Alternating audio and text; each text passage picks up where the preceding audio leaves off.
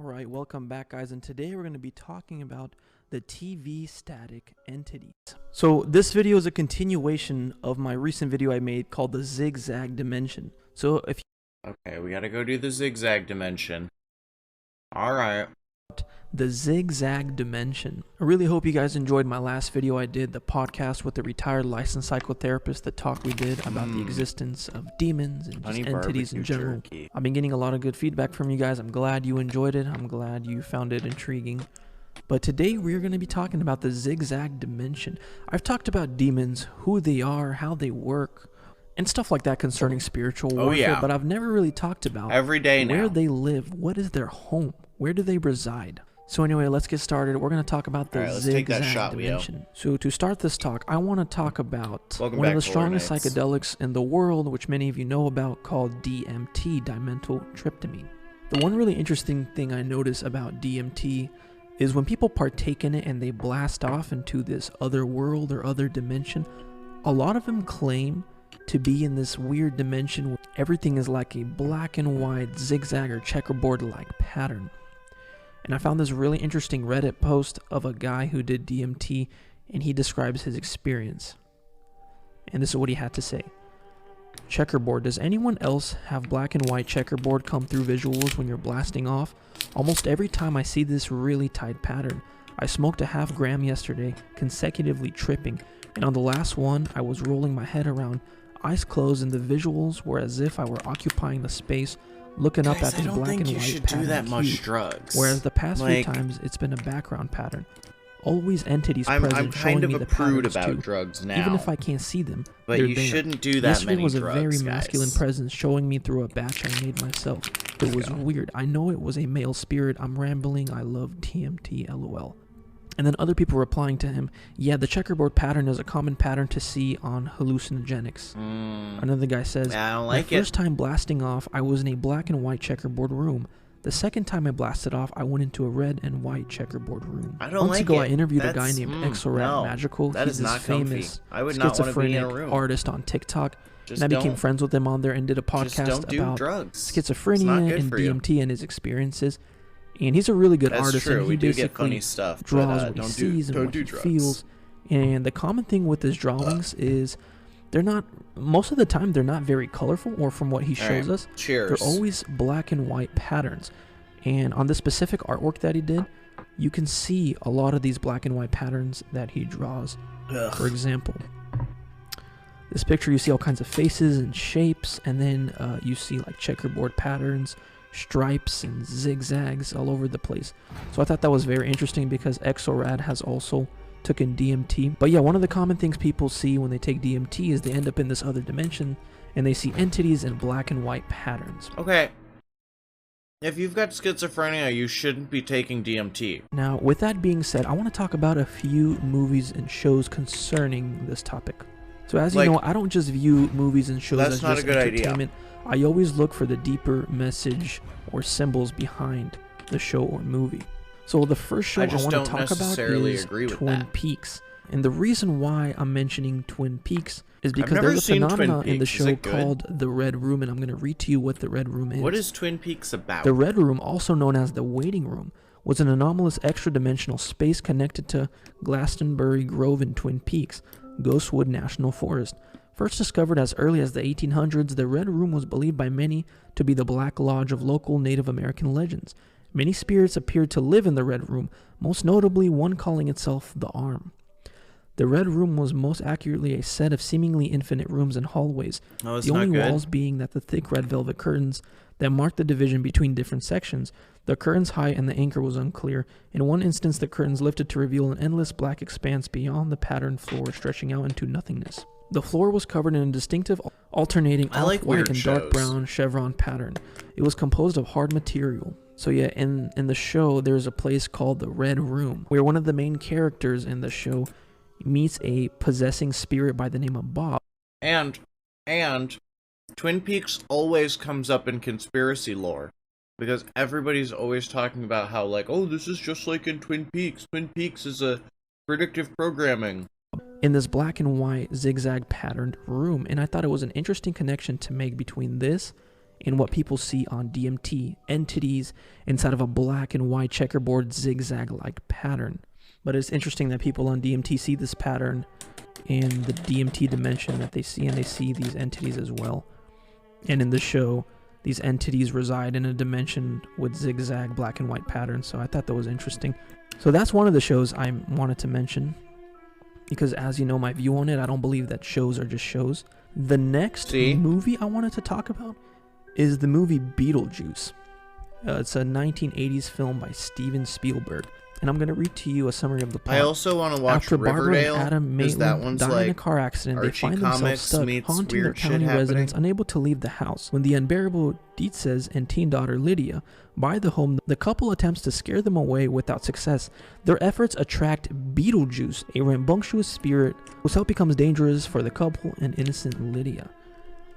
So yeah, basically in this movie, this couple dies from a car accident, and they are trying to scare off the new residents in their home. So they're basically ghosts in the movie.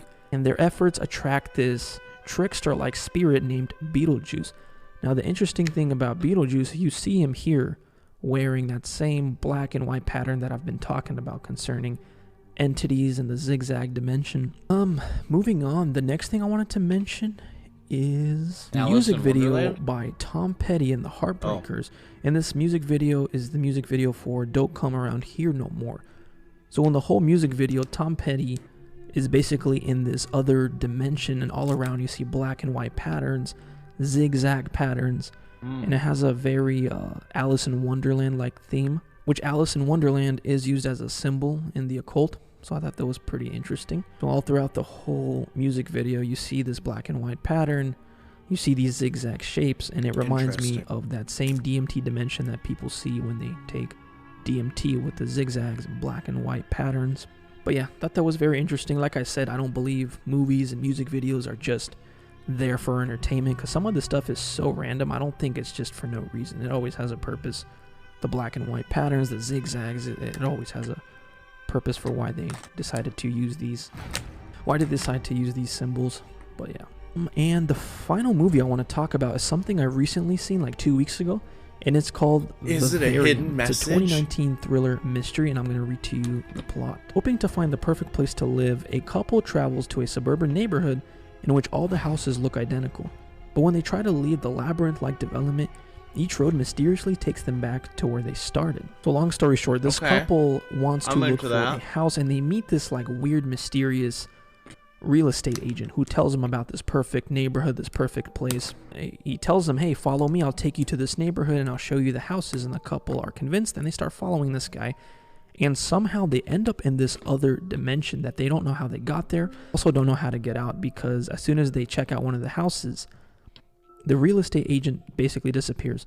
And when they try to leave this neighborhood, they can't. They just keep on going in circles. Yeah, long story short, this real estate agent is actually an interdimensional entity that leads I watched them a to this movie other like that. dimension. The definition of a vivarium, which is the title of the film, is an area usually enclosed for keeping and raising animals or plants for observation or research.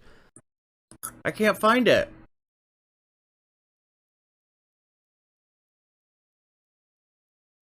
Damn it.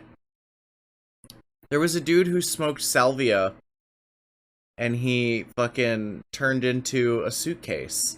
And he, like, vividly, like, had... God damn it. He vividly had the experience of, like, the emotions of the suitcase being under the stairs and being like, gosh, I can't wait for the next time that he needs to, like, put luggage in me and, like, take me out so I can, like, fulfill my purpose. And, like, it kind of ties into this idea of, like, animism or pantheism. No, not pantheism. Panpsychism. Where everything is alive and has some sort of rudimentary form of consciousness. But anyway, yeah, you can take enough psychedelics that you mentally turn into a inanimate object. I ended up seeing lots of black and white zigzag patterns. That was one of the last things I remembered seeing before I snapped out of it.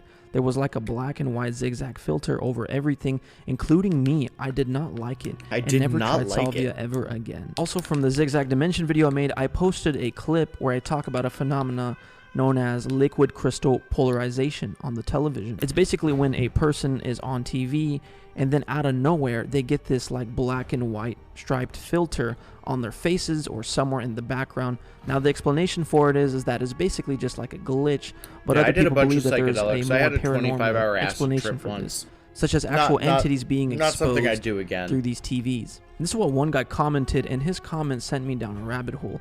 And he says, "I've seen this. I never knew what it was till this day, but it looked like TV static walking around my living room. When I was about 16 years old, I was in my kitchen around 4 a.m. trying to snack on something. I saw this humanoid-shaped TV static walk into my TV. After I read that comment, I thought it was very interesting, and I started to try to find more information on so-called TV static people or entities. As I started to search this up to try to find any information on this phenomenon that many people have apparently experienced, but not a lot of people talk about, I found this website called Mysterious Universe, the bizarre phenomenon." Bro! I said 25-hour acid trip.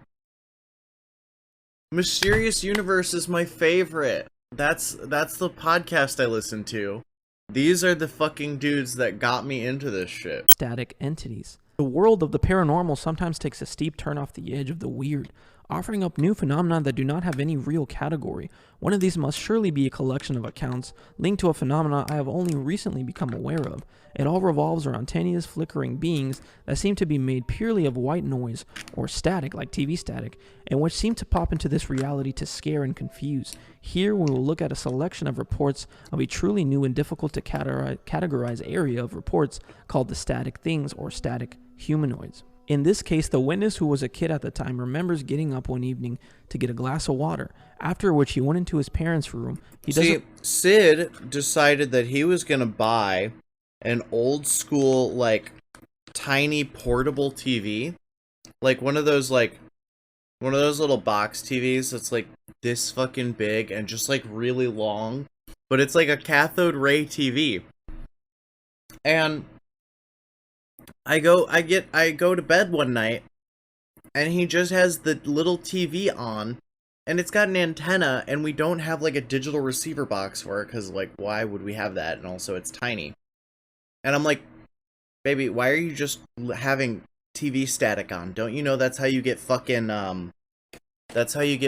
like, turned into some sort of, you get horror movie monstered, you know? They're gonna come out of the TV in the middle of the night, something's gonna crawl out of the TV, and it's gonna fucking eat you. It's gonna turn you into TV static, and then what am I gonna do? What am I gonna do about that? Because I can't stop that from happening.